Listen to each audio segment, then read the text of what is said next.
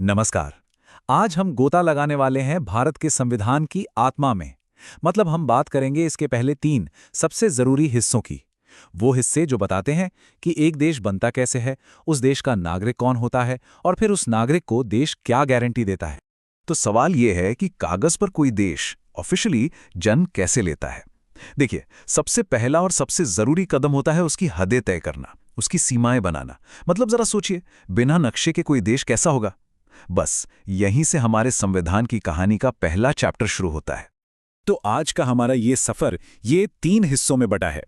पहले देखेंगे देश का नक्शा, उसकी रूपरेखा। फिर जानेंगे कि भारतीय आखिर है कौन। और आखिर में बात होगी उन गारंटियों की जो हर नागरिक को मिलती हैं। चलिए तो शुरू करते हैं पहले पड़ाव से, राष्ट्र की रूपरेखा। मतलब संविधान का यह हिस्सा पूरी तरह से इस बारे में है कि भारत का नक्शा कैसे बनेगा, कैसे बदलेगा और उसे डिफाइन करने की पावर किसके पास है, यानी हमारा संघ और उसका पूरा इलाका। संविधान का आर्टिकल 1 ये एक बहुत ही पावरफुल फ्रेज का इस्तेमाल करता है, यूनियन ऑफ स्टेट्स, यानी राज्यों का संघ। अब देखिए, इसका मतलब ये बिल्कुल नहीं है कि राज्यों ने मिलकर कोई अग्रीमेंट किया है। नहीं, इसका सीधा मतलब है कि भारत एक सिंगल यूनिट है, एक अटूट इकाई। कोई भी राज्य अपनी मर्जी से इससे अलग हो ही नहीं सकता। ये बात देश की एकता को, उसकी इंटेग्रिटी को सबसे ऊपर रखती है। और सबसे दिलचस्प बात पता है क्या है? हमारे संविधान ने पार्लियामेंट को, यानी संसद को, भारत का नक्शा बदलने की एक जबरदस्त पावर दी है। मतलब चाहे नए राज्य बनाने हो, किसी राज्य की बाउंड्री बदलनी हो या किसी बाहरी इलाके को भारत में शामिल करना हो, यह सब कुछ पार्लियामेंट एक सिंपल मेजॉरिटी से कर सकती है। इसके लिए कोई बड़ा मुश्किल कॉन्स्टिट्यूशनल अमेंडमेंट करने की जरूरत ही नहीं है। यही चीज भारत को वक्त के साथ ढलने की एक गजब की फ्लेक्सिबिलिटी देती है। तो ठीक है, देश की सीमाएं तो तय हो गई, मतलब घर तो बन गया। पर अब सवाल यह है कि इस घर में रहेगा कौन, यानी परिवार कौन है, कौन कहलाएगा भारतीय। इस सवाल का जवाब हमें मिलता है संविधान के दूसरे हिस्से में, सिटीजनशिप, यानी नागरिकता। एक बात जो शायद बहुत लोगों को नहीं पता, वो ये है कि भारत में हम सब सिर्फ और सिर्फ भारत के नागरिक हैं।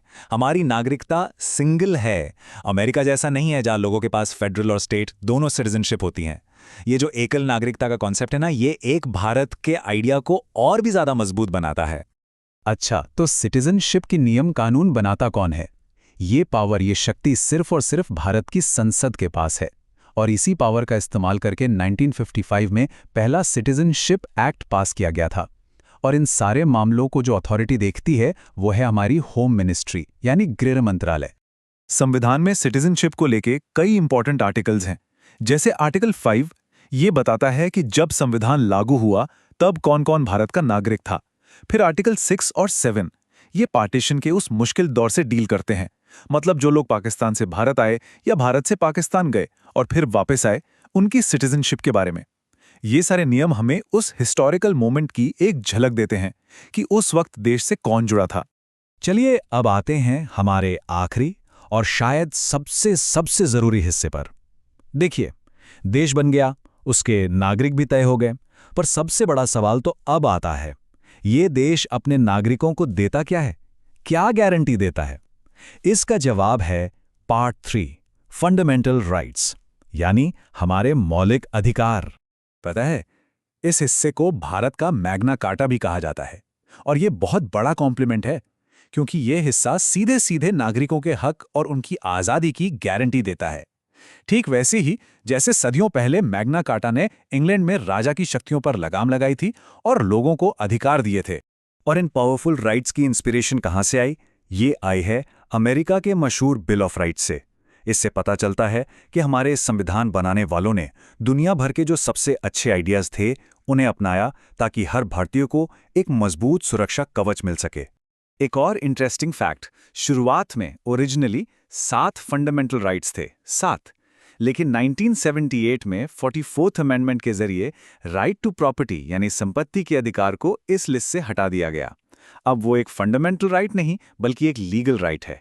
तो इसीलिए अब हमारे पास 6 मौलिक अधिकार हैं।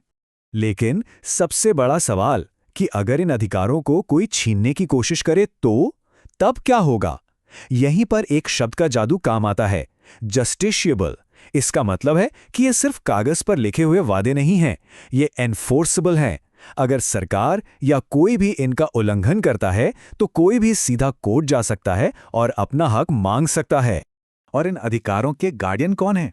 दो हैं, सुप्रीम कोर्ट और हाई कोर्ट्स। आर्टिकल 32 किसी को भी ये एक्स्ट्रा ऑर्डिनरी पावर देता है कि वो सीधे सुप्रीम कोर्ट का दरवाजा खटखटा सकता है, और आर्टिकल 226 के तहत हाई कोर्ट जाने का अधिकार है। ये दोनों ही अदालतें हमारे फंडामेंटल राइट्स की रक्षा के लिए हैं। और फिर आता है आखिरी सुरक्षा कवच, the ultimate safety net, article 13। ये आर्टिकल एक लक्ष्मण रेखा खींच देता है। ये साफ कहता है कि सरकार ऐसा कोई भी कानून नहीं बना सकती जो फंडामेंटल राइट्स को कम करता हो या उन्हें छीनता हो। और अगर ऐसा कोई कानून बन भी गया तो कोर्ट्स उसे फौरन रद्द कर देंगी, उसे वॉइड डिक्लेयर कर देंगी। ये बात मौलिक अधिकारों को देश का सबसे बड़ा कानून बना देती है। तो हमने देखा कि कैसे हमारा संविधान स्टेप बाय स्टेप एक देश की रूपरेखा बनाता है, फिर उसके नागरिकों को पहचान देता है और फिर उन्हें कुछ ऐसे अधिकार देता है जिन्हें कोई छीन नहीं सकता। ये पूरी कहानी हमें एक बहुत गहरे सवाल पर लाकर छोड़ देती है कि अगर ये अधिकार ही हमारे लोकतंत्र की बुनियाद हैं, तो तब क्या होता है जब इस बुनियाद को ही चुनौती मिलती है? इस पर सोचना तो बनता है।